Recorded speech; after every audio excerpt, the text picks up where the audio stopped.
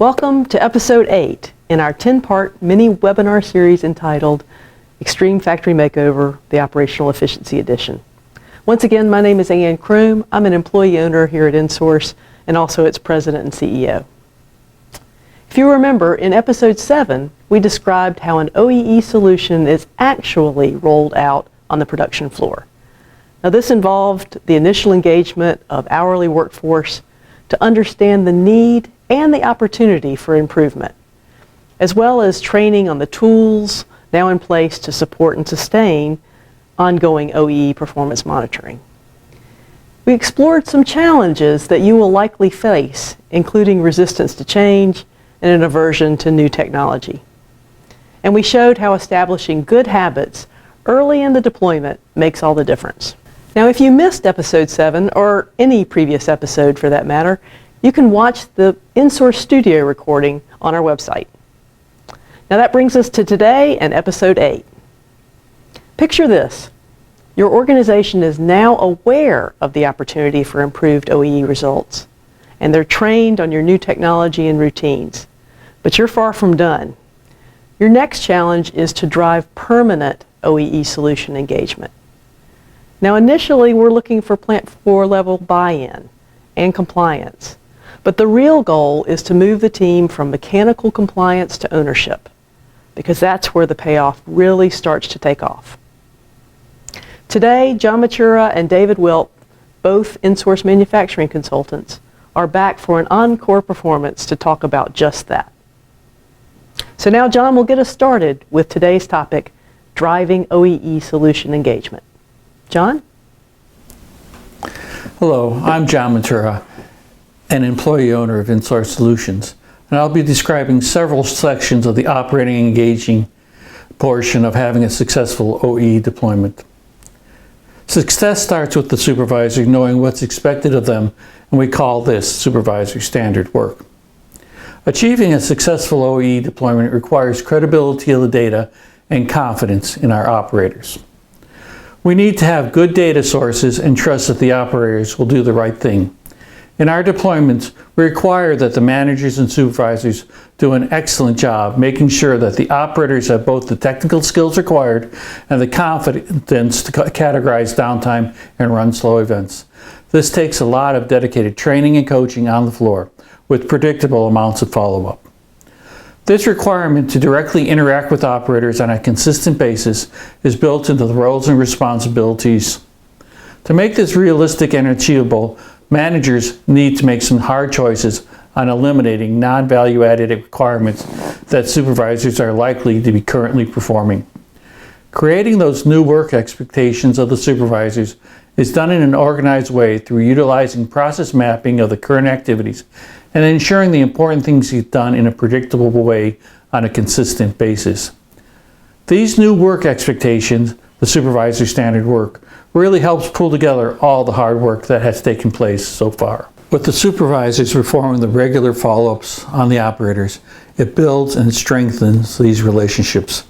It takes a few days for the new routine to settle in, but now the operators look forward to these regular contacts with their supervisors.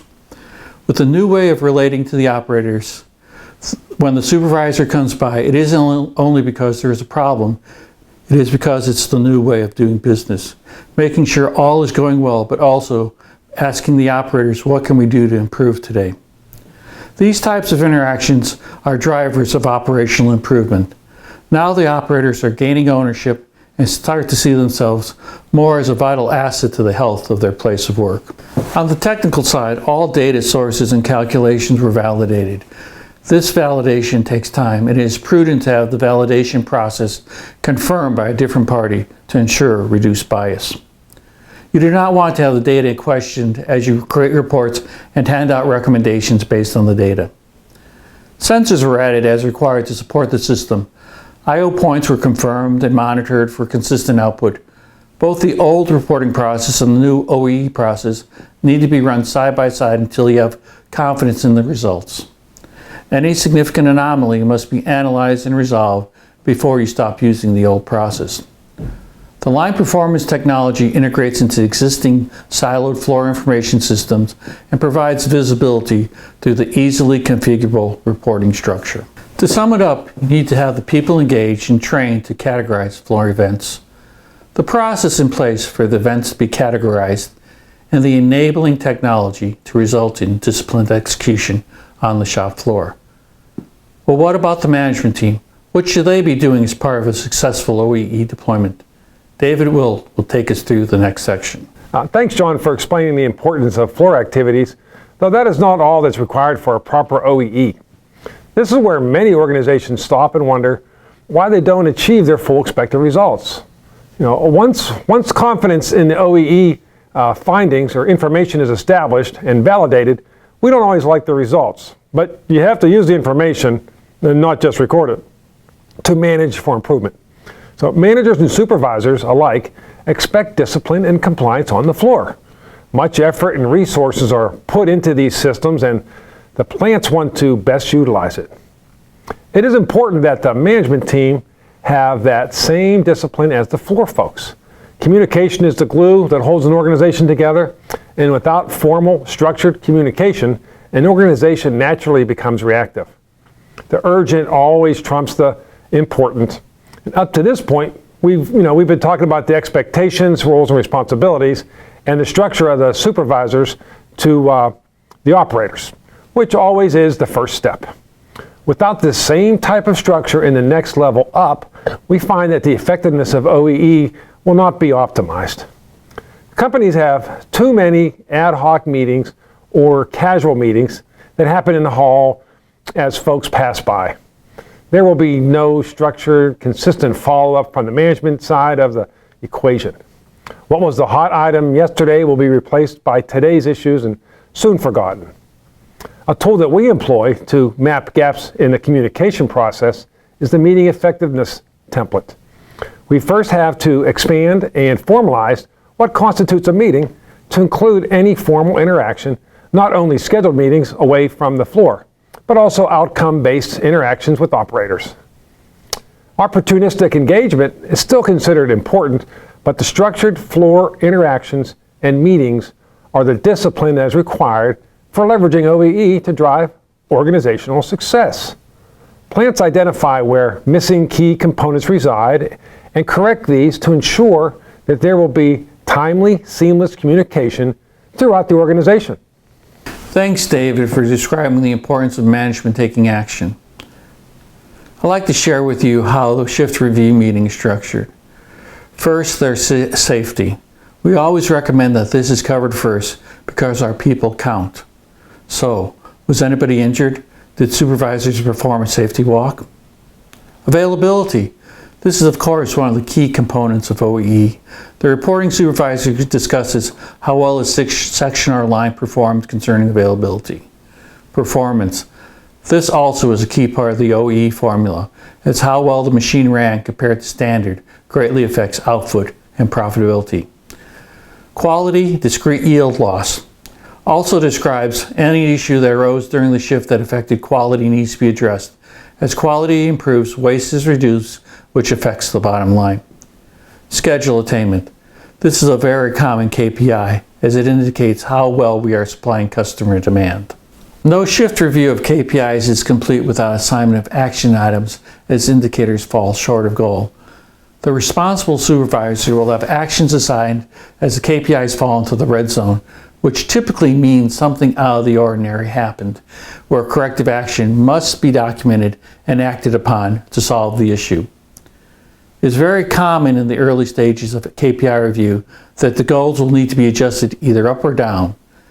This new emphasis on data-driven decision-making can oftentimes cause the plants to rethink what they consider their normal operating conditions.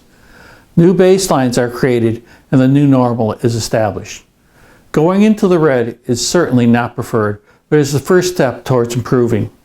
If a plant's KPIs are always in the green, it is prudent to review your goals and ensure you are not just kidding yourself with artificially good results. The shift review meeting is new for many clients, at least with the new structures being utilized. There may have been daily production meetings, but perhaps they never really got into the shift-by-shift details. The focus is likely what went wrong, no matter what shift. People are probably not recognized for outstanding performances and may not really know where the opportunities are. The new way of using data helps pull all the pieces together. Supervisors are proud when they have a good shift and are ready to discuss the problems when something goes bad. This increased ownership mentality can be seen on the floor when interacting with the operators. By this time, supervisors will be taking active ownership in the improvement process using OEE as their tool. They will own the numbers and the reasons for success or the problems that were encountered. It is no longer a blame game. Each shift takes pride in their performance, but surprisingly, cross-shift communication and cooperation has increased. There will be an air of positive competition, but everyone knows that we are in this all together. The plant performance is improving. OEE with performance management to drive improvement will move the plant closer to its goals. Well, thank you, David and John. Great job once again. You've given us all a glimpse of a real-world answer to the challenge of driving ownership of a new OEE solution. I certainly heard the requirement for a lot of disciplined communication of credible information, and I could also see how helpful outsiders might be in making a real cultural shift, especially if the framework elements you described, like effective production meeting management or leader standard work, was not already in place. So we hope you'll join us again next time for episode 9, where we'll discuss a common next question for plant leadership. Namely, how do I evaluate the early OEE data I'm seeing? Because it's great that we've now got everything running and producing data. But next time we'll talk about what results you should expect and when, as well as actions you should plan to take as a result of the data you're seeing. It's really getting fun now. So sign up for episode 9 on our website. And finally, I'd like to close by inviting you to take one more step. We at InSource will be selecting a winner to our Extreme Factory Makeover contest in late April, and we do not want you to miss out.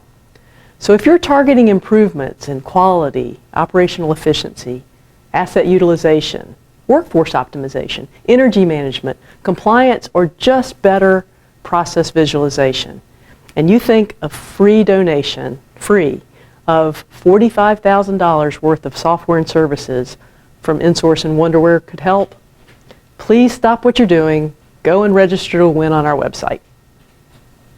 Thank you, and see you next time for episode 9.